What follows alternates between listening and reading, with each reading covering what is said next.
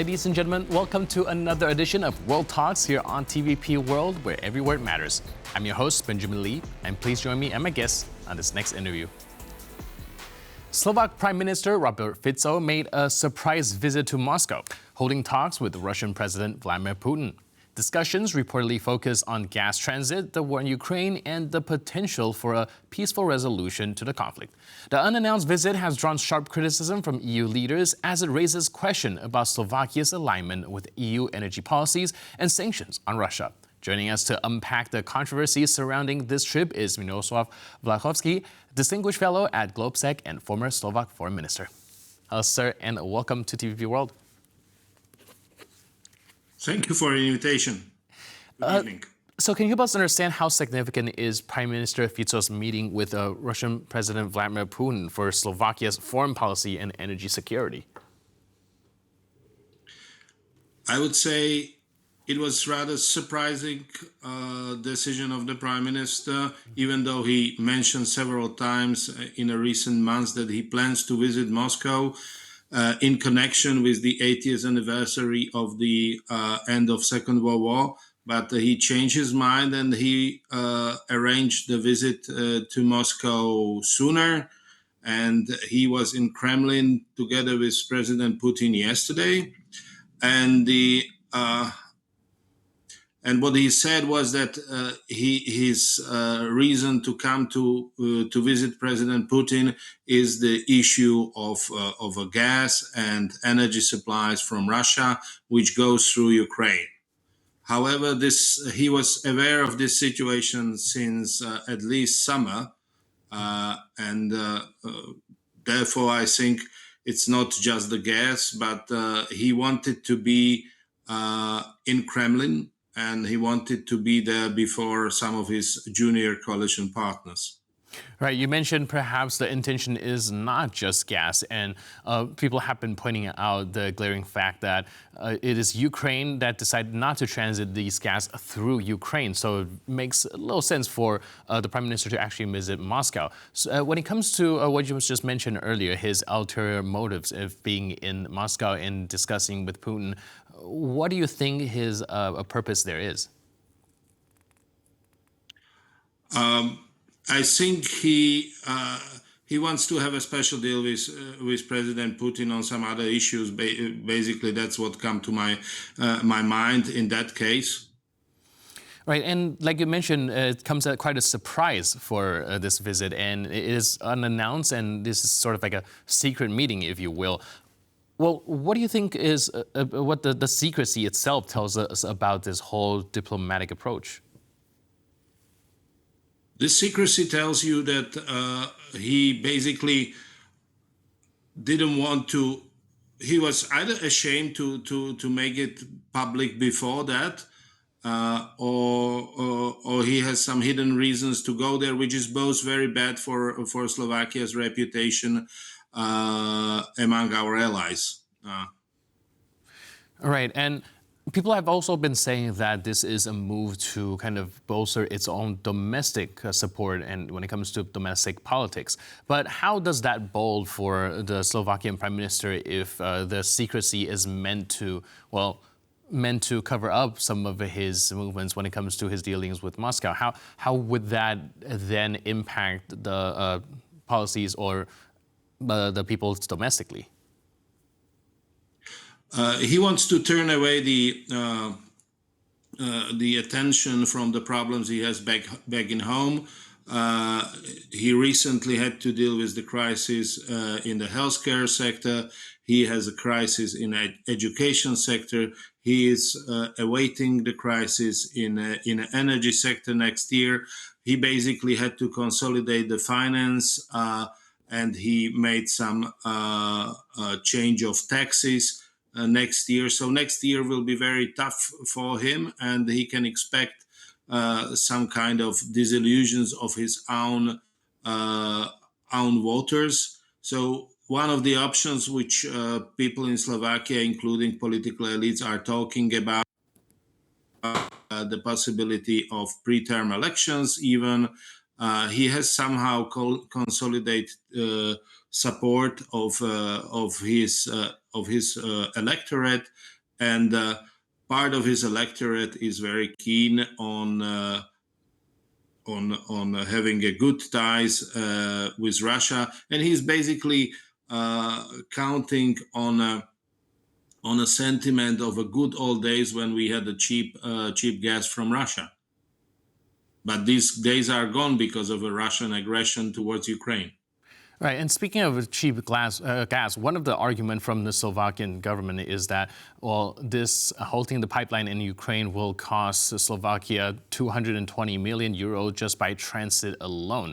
Do you think that is good enough of a reason to start dealing with Russia? Look, the problem Slovakia is facing for a long time is our dependence on Russian energy.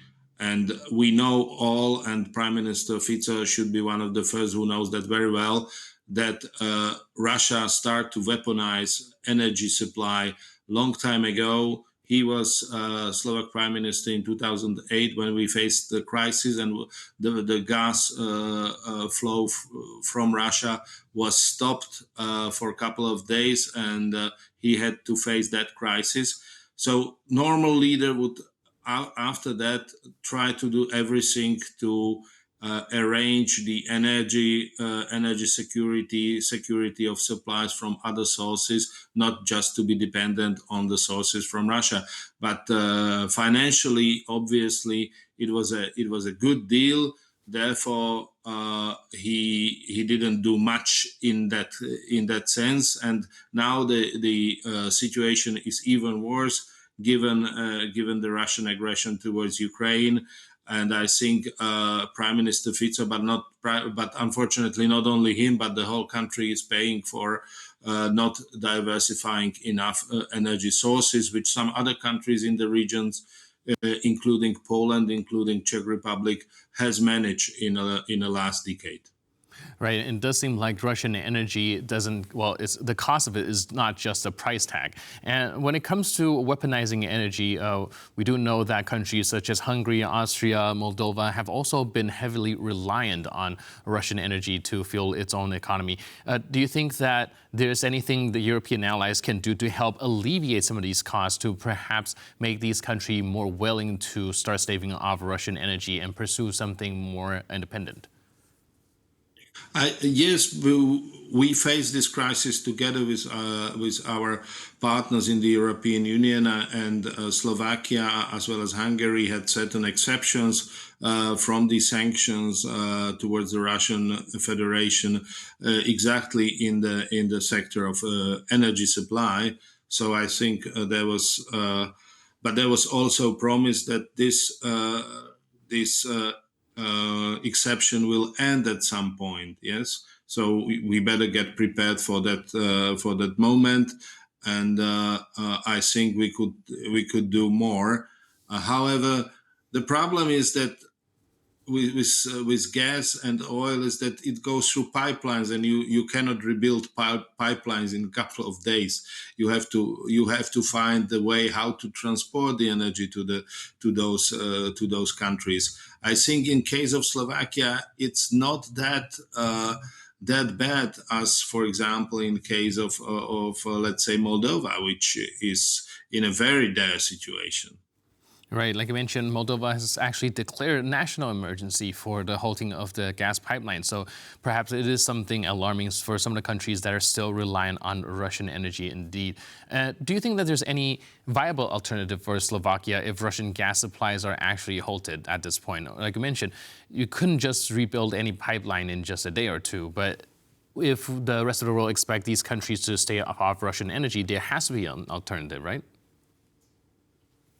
Well, we saved enough gas, and I think we can get some gas from other sources, but they will be at a much higher price. What we will face is not a problem that we will not have a gas, but we will have it at much higher prices. I think it's more question of price than a question of really national security in a way that we will not have enough gas to support our households.